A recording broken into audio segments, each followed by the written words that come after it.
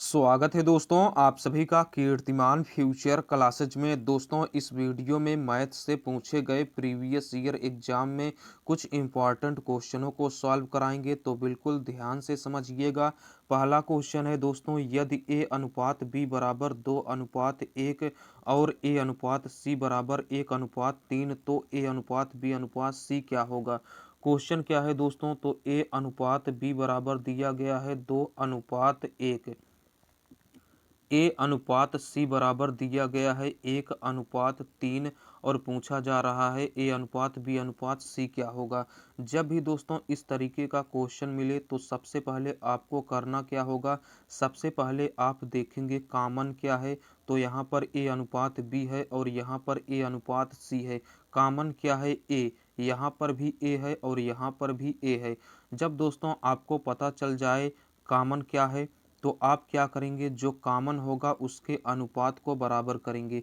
Common A है तो आप क्या करेंगे, जो कॉमन है उसके अनुपात को बराबर करेंगे। यहाँ पर ए का अनुपात 2 है और यहाँ पर ए का अनुपात 1 है, तो बराबर करने के लिए अगर हम इसमें 2 से गुणा कर देंगे तो ए का अनुपात 2 हो जाएगा और यहाँ पर ए का अनुपात 2 है ही, ए का अनुपात बराबर हो जाएगा। तो यहाँ से ए का अनुपात 2 है, अनुपात बी का अनुपात क्या है, तो 1 है। यहाँ हम 2 से गुणा करेंगे तो ए का अनुपात क्या हो जाएगा, 2 एक अन्नम 2 हो जाएगा। अनुपात 2 का गुणा करेंगे 3 में तो 2 तिहाई 6 हो जाएगा। तो दोस्तों यहाँ से ए अनुपात बी अनुपात सी क्या आएगा, तो ए का अनुपात देखिए बराबर हो गया। ठीक है, ए का अनुपात यहाँ 2 है और यहाँ पर भी ए का अनुपात 2 है, यानी ए का अनुपात बराबर हो गया। तो ए का अनुपात 2 हो जाएगा। अनुपात बी का अनुपात क्या है दोस्तों, तो बी का अनुपात 1 है। अनुपात सी का अनुपात क्या है, तो दोस्तों सी का अनुपात 6 है। ठीक है, तो यहाँ से ए अनुपात बी अनुपात सी क्या आएगा, तो 2:1:6 आएगा, जो कि दोस्तों ऑप्शन नंबर डी इस क्वेश्चन का राइट आंसर हो जाएगा। बिल्कुल आसानी से आप समझ गए होंगे।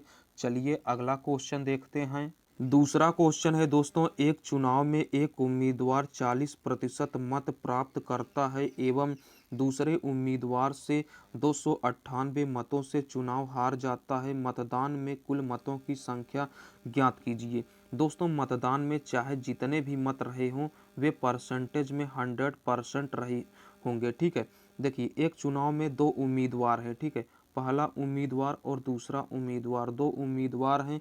एक चुनाव में एक उम्मीदवार को 40% मत मिले। मान लेते हैं कि जो पहला उम्मीदवार है उसे 40% मत मिले, तो दूसरे वाले उम्मीदवार को कितना प्रतिशत मत मिलेगा, 60% मत मिलेगा। क्योंकि टोटल मतों के जो परसेंटेज में संख्या है 100% है, तो पहले वाले उम्मीदवार को 40% मिलेगा तो दूसरे वाले उम्मीदवार को 60% मत मिलेगा। क्वेश्चन में बोला गया है एक चुनाव में एक उम्मीदवार 40% मत प्राप्त करता है एवं दूसरे उम्मीदवार से 298 मतों से हार जाता है। पहला उम्मीदवार 40% मत प्राप्त करता है तो दूसरा वाला उम्मीदवार 60% मत प्राप्त करता है। यानी दोस्तों जो पहला उम्मीदवार 40% मत प्राप्त किया है वह दूसरे वाले उम्मीदवार से कितना प्रतिशत कम मत प्राप्त किया है, तो दोस्तों 20% कम मत प्राप्त किया है। यानी हारा कितने प्रतिशत मत से है, तो 20% मत से चुनाव हार गया है। क्योंकि हारने वाले को 40% मिला है, जीतने वाले को 60%। यानी हारने वाला कितने प्रतिशत मत से हारा है, तो 20% मत से हारा है। परसेंट में तो 20% मत से हारा है, जबकि मतों की संख्या में 298 मतों से चुनाव हारा है। यानी 20% किसके बराबर हो जाएगा, 298 के बराबर हो जाएगा। अगर दोस्तों यहाँ से हम 10% का मान निकालें तो क्या हो जाएगा, 2 से भाग करेंगे तो 10% बराबर क्या मिलेगा, इधर भी 2 से भाग होगा तो 2 एक अन्नम 2 हो जाएगा, 2 चौक 8 हो जाएगा, 2 नवा 18 हो जाएगा। पूछा क्या गया है, मतदान में कुल मतों की संख्या यानी 100% का मान पूछा गया है। 100% का मान निकालने के लिए 10 से इधर गुणा करेंगे तो 10 से हमें इधर भी गुणा करना पड़ेगा। तो 100% का क्या मान आएगा, तो 1490 आ जाएगा। यानी टोटल कितने मत पड़े थे, तो 1490 मत पड़े थे। बिल्कुल आसानी से आप समझ गए होंगे। यानी ऑप्शन नंबर बी इस क्वेश्चन का राइट आंसर हो जाएगा। चलिए दोस्तों अगला क्वेश्चन देखते हैं। अगला क्वेश्चन है दोस्तों 5% प्रतिवर्ष चक्रवृद्धि ब्याज पर 800 रुपये कितने वर्ष में 882 रुपये हो जाएंगे। दोस्तों आसानी से सॉल्व करेंगे। चक्रवृद्धि ब्याज बराबर फार्मूला क्या होता है, तो चक्रवृद्धि ब्याज बराबर फार्मूले से हम आपको दोस्तों सॉल्व करके बताते हैं।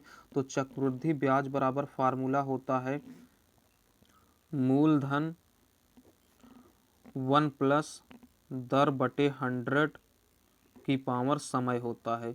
यह होता है दोस्तों फार्मूला। तो देखिए चक्रवृद्धि ब्याज कितना मिल रहा है, तो 882 रुपया मिल रहा है। और मूलधन कितना था, तो मूलधन 800 था। ठीक है। 1 प्लस दर कितना है, तो 5%, यानी दर क्या है 5 है, बटे 100 हो जाएगा। समय पूछा गया है तो समय हो जाएगा। ठीक है दोस्तों, अगर हम यहाँ से इसको नीचे लेकर आएंगे तो क्या हो जाएगा 882 बटे, इसको हम नीचे लेकर आएंगे तो 800 हो जाएगा। इसको सॉल्व कर देंगे, 2 से काटेंगे तो दोस्तों यहाँ से 2 चौक 8 हो जाएगा, 2 चौक 8 हो जाएगा, 2 एकम 9 2 हो जाएगा। इसको भी काटेंगे तो 400 हो जाएगा। ठीक है, यानी यहाँ से क्या आएगा 441 बटे 400 बराबर क्या हो जाएगा, इसको सॉल्व कर लेते हैं तो 5 एकम 5, 20 पंचे 100 हो जाएगा। 20 एकम 20 एक 21 बटे क्या मिलेगा, 21 बटे 20 मिलेगा की पावर क्या हो जाएगा, समय हो जाएगा। अगर दोस्तों हम इसको भी घात के रूप में बदलें तो कैसे बदलेंगे, 21 बटे 20 का यह दोस्तों क्या है होल स्क्वायर है, इज इक्वल टू 21 बटे 20 की पावर समय हो जाएगा। ठीक है, देखिए आधार समान है तो घातें आपस में बराबर हो जाएंगी जब इनके बीच बराबर का चिन्ह लगा हुआ हो। तो समय बराबर क्या आ जाएगा, समय बराबर 2 वर्ष आ जाएगा। इसको दोस्तों हमने आपको फार्मूले की सहायता से बताया, बिल्कुल आसानी से आप समझ गए होंगे। तो समय कितना लगेगा, 2 वर्ष लगेगा, जो कि option number B right answer हो जाएगा। आसानी से आप समझ गए होंगे। चलिए अगला क्वेश्चन देखते हैं। अगला क्वेश्चन है दोस्तों, यदि यक्स प्लस 1 अपान यक्स बराबर 2 हो तो यक्स की पावर 7 प्लस 2 बटे यक्स की पावर 6 का मान ज्ञात कीजिए। क्वेश्चन क्या है दोस्तों, तो यक्स प्लस 1 अपान यक्स बराबर 2 दिया गया है और इसका मान पूछा जा रहा है। जब भी दोस्तों यक्स प्लस 1 अपान यक्स बराबर 2 दिया गया हो, हमेशा ध्यान रखिएगा तो यक्स का मान 1 रखने पर इसे सेटिस्फाई करता है। अगर यक्स की जगह पर 1 रखेंगे तो 1 प्लस 1 अपान 1 हो जाएगा, इज इक्वल टू 2 आना चाहिए। तो 1 प्लस 1 में 1 से भाग करेंगे 1 हो जाएगा बराबर 2, 1 में 1 को जोड़ेंगे तो 2 बराबर 2 हो जाएगा। यानी यक्स बराबर 1 पर इसे सेटिस्फाई कर रहा है। तो यक्स बराबर 1 हम यहाँ पर भी रख देंगे, तो 1 रखेंगे यक्स की जगह पर। ठीक है, तो 1 की घात 7 हो जाएगा प्लस 2 बटे 1 की घात 6 हो जाएगा। ठीक है, 1 की घात 7 1 होगा प्लस 2 बटे 1 की घात 6 1 हो जाएगा। तो 1 प्लस 2 में 1 से भाग करेंगे तो 2 हो जाएगा, 2 में 1 को जोड़ेंगे तो 3 आएगा। यानी इसका मान क्या होगा, तो 3 होगा, जो कि option number D right answer हो जाएगा। बिल्कुल सिंपल तरीके से आप समझ गए होंगे। चलिए अगला क्वेश्चन देखते हैं। अगला क्वेश्चन है दोस्तों 0.1 गुणे 0.01 गुणे 0.001 गुणे 10 की घात 7 बराबर है। आसानी से सॉल्व करेंगे। सबसे पहले आप संख्या का गुणा संख्या में कर लीजिए, यानी सबसे पहले आप गुणा कर लीजिए दशमलव का। ठीक है, तो 1 का गुणा करेंगे 1 में तो 1 हो जाएगा, फिर 1 में गुणा करेंगे तो 1 हो जाएगा। देखिए दाहिनी तरफ से 1 अंक के बाद यहाँ पर दशमलव है, 2 अंक के बाद यहाँ पर दशमलव है, 1 अंक के बाद यहाँ दशमलव, 2 अंक के बाद यहाँ दशमलव, 3 अंक के बाद यहाँ दशमलव। तो 3 2 5 1 6 अंक के बाद दशमलव लग जाएगा। ठीक है, तो 1 2 हो गया, 3 हो गया, 4 हो गया, 5 हो गया, 6 अंक के बाद हम दशमलव लगा देंगे। ठीक है, गुणे क्या हो जाएगा 10 की घात 7 हो गया।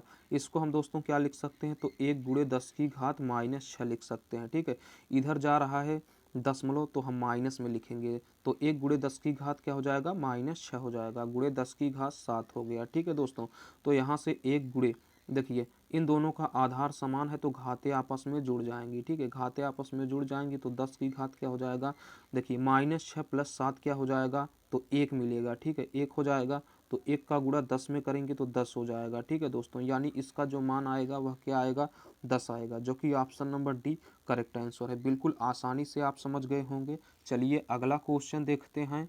अगला क्वेश्चन है दोस्तों -1 की पावर 132 बटे 5 की पावर -1 प्लस 3 की पावर -1 का मान है।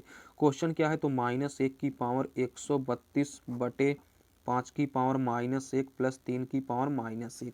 दोस्तों हमेशा ध्यान रखिएगा जब भी -1 की पावर क्या हो, सम संख्या हो। ठीक है, सम संख्या हो तो हमेशा दोस्तों प्लस का 1 होता है। जब भी -1 की पावर विषम संख्या हो तब क्या होता है दोस्तों, तो -1 होता है। जब भी -1 की पावर सम संख्या हो तो +1 होता है। जब भी -1 की पावर विषम संख्या होता है तो -1 होता है। देखिए -1 की पावर 132 क्या है दोस्तों, तो सम संख्या है, क्योंकि 132 में 2 से भाग चला जाएगा। ठीक है, तो यहाँ से -1 की पावर सम संख्या क्या हो जाएगा, 1 हो जाएगा बटे, देखिए 5 की पावर -1 है। ठीक है, इसको हम क्या लिख सकते हैं, तो 1/5 लिख सकते हैं। ठीक है, इनवर्स है तो इसको हम क्या लिख सकते हैं, 1/5 लिख सकते हैं। तो 1/5 हो जाएगा, प्लस इसको हम 1/3 लिख सकते हैं। ठीक है, तो इसको सॉल्व कर लेते हैं। तो 3 एकन्नम 3 हो जाएगा, 5 एकन्नम 5 हो जाएगा, तो 5 3 8/15 हो जाएगा। तो 1 पूरे के बटे 15 बटे क्या हो जाएगा, 8 बटे क्या हो जाएगा, 15 हो जाएगा। ठीक है, तो 15 का गुणा 1 में हो जाएगा, तो 15 का नाम 15 हो जाएगा बटे 8 हो जाएगा। यानी दोस्तों यहाँ से 15/8 ही क्या आएगा, करेक्ट आंसर आएगा, जो कि option number D right answer है। सभी क्वेश्चनों को आप बिल्कुल आसानी से समझ गए होंगे। अगर दोस्तों आपको वीडियो अच्छा लगा हो, समझ में आया हो, तो प्लीज़ लाइक ज़रूर करिएगा। चैनल पर अगर आप पहली बार आए हैं तो चैनल को सब्सक्राइब करके नोटिफिकेशन बेल को ज़रूर प्रेस करिएगा। चलिए दोस्तों, फिर मिलते हैं किसी अगले वीडियो में। तब तक के लिए टेक केयर। जय हिंद, वंदे मातरम।